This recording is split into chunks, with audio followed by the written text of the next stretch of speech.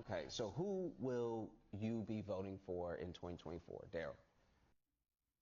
Assalamu alaikum wa alaikum salam wa rahmatullah wa barakatuh. Alhamdulillah, alhamdulillah. How y'all doing, family? So I just want to just leave something with y'all right here. I'm gonna just jump in and read this. Um, we start right here in the middle. The Constitution lists only three qualifications for presidency. The president must at least be 35 years of age, be a natural born citizen, and must live in the United States at least 14 years.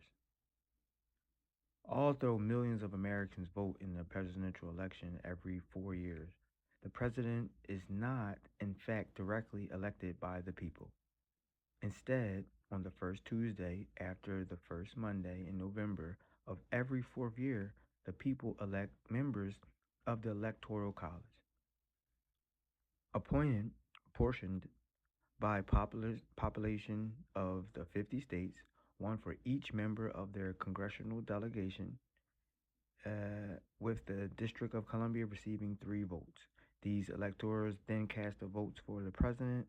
There are currently 538 electors in the Electoral College. So when we keep walking around saying, "Oh yeah, we're voting for the president," I mean, we really are looking um, misinformed. We're looking inadequate. We're looking unqualified to even answer or participate in certain stuff. I mean, this is bad. I mean, why aren't we reading? Why aren't we understanding that this is something that we have to fix, right? Check this out. Here on the screen, you have the rights of indigenous people. You know what I'm saying? We have so-called black people, saying, yeah, we're Indians, we're indigenous to the land, etc. You know what I'm saying? We're really Moors is the indigenous name. Moroccan will be the nationality of the land. But let's get to it. So, that's Article 4 of the Rights of Indigenous People. Indigenous peoples, in exercising their right to self-determination, has the right to autonomy of self-government in matters relating to their international and local affairs, as well as ways and means for financing their autonomous functions. Article 5. Indigenous peoples have the right to maintain and strengthen their distinct, you see that word, distinct political. So that means you have to have your own government, your own 3 branches, your own pieces on the board. If we're playing chess, we do not have any pieces on the board. America has said pieces on the board. Let me continue. Legal, economic, social, and cultural institutions while retaining their right to participate fully, if they so choose, in the political, economic, social, and cultural life of the state. That word state, right? So we need 3 branches of government so we can be able to control our own destiny. You don't go to another man's house, i.e., their government, which is on paper, you know what I mean? Because they're still given permission to be here to do contracts. Well, what do you mean, brother Yusuf? What is the contract? Let's get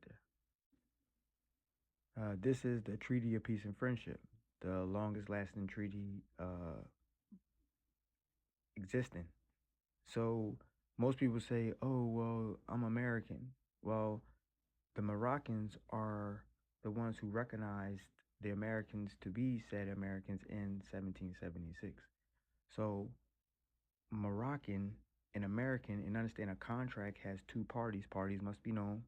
So if you keep saying that this is America, then who is the Moroccans, right? Because it wouldn't be a treaty. It would be no need for a treaty if it was just America's land. It would be no need for the other name on it. Again, we have, in order to fix what's going on, you have to go way back. Um, Palestine and what's going on in Israel, between Palestine and Israel, is what happened to us very, very long ago. 1776. There's a two-state party system here. Moroccans and Americans already set up, already treaties, everything there. It's just we have been usurped and with the pen. You know what I'm saying? We've been ran out of our government, 3 branches of government. So you can't, go to a corporation. And obviously, since 1871, when they turned it to a corporation, the United States, you don't even call it America no more. So again, even the Americans don't even know what's going on. So this is the contract that they're talking about. You know what I'm saying? So when I see my people running up to, going on stage and going to go beg the so-called white man for rights and all this stuff, when you got you got treaty rights to your land. You saying you're indigenous, you got us, but you just keep going asking somebody else, and you don't need their permission. You got to read. There's no way that you can sit there and miss these stuff. You know what I'm saying?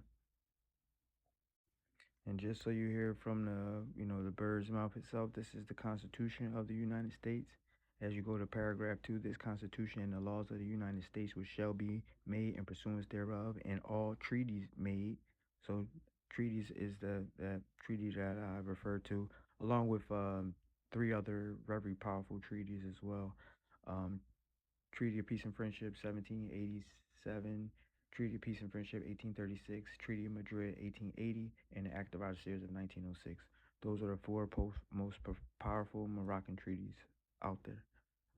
But so I continue. But all treaties made or which shall be made under the authority of the United States shall be the supreme law of the land. And the judges in every state shall be bound thereby. Anything in the Constitution or laws of any state to the contrary is notwithstanding. So now that you know that treaties are the supreme law of the land, that's what you need to be reading, family. You want to sit there and you want to get rights and privilege, you have to read. You're no way, you're not going to guess your way through this one. So you can sit there and say whatever you want, but ignorance of the law is no excuse, right? So we have no excuse of the information that's being presented. And right here, just to give you a little more concrete evidence on the longest lasting treaty. What is the longest lasting treaty in the United States history? Moroccan and American Treaty of Peace and Friendship, 1786 to 1887, right? Marrakesh, Morocco. And understand that it is different from what you guys know as the Kingdom of Morocco, which was established in 1956. And I know ignorantly they put the Morocco in there, but if you go to their constitution, this is their constitution. You see at the top they still say Morocco, but if you read, you got to read, family. Understand it's very imperative.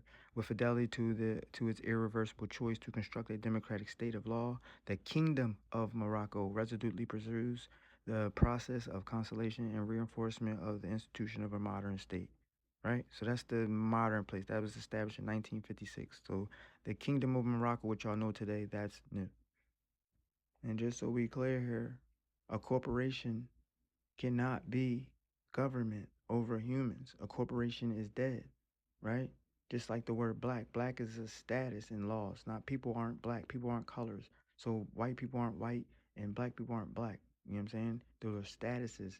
You know what I'm saying? Black meaning stateless, and white meaning noble and indigenous to the land. So when you ignorantly call people colors, you're throwing statuses around that you aren't clear on this land over here. But the United States is a federal corporation.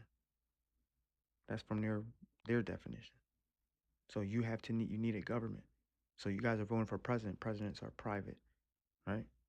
This is the only non-self-governing territory in the world. So more, it's imperative that we wake up so we can be able to govern our own land, right? Not a corporation governing over the people. That's the biggest problem.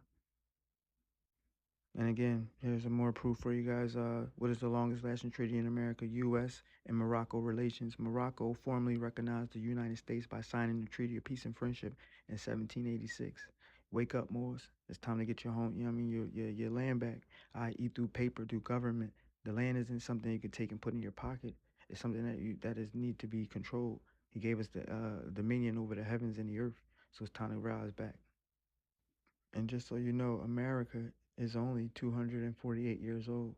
That's not ancient by any means. So understand, wake up, people. You say that you're an ancient people. You go before, the colonizer got here. So again, family, ending, you do not vote for the president. It's time to start voting and looking amongst ourselves and figuring out who's doing what good in the communities, and we elect them. And we need to vote them, put 3 branches of government: judicial, legislative, executive branches of government. Assalamu alaikum wa alaikum salam wa rahmatullah wa barakatuh. Alhamdulillah. Why be less when you could be more? Why be de facto when you could be de jure? Islam. Don't forget the Sikh, inshallah. I mean.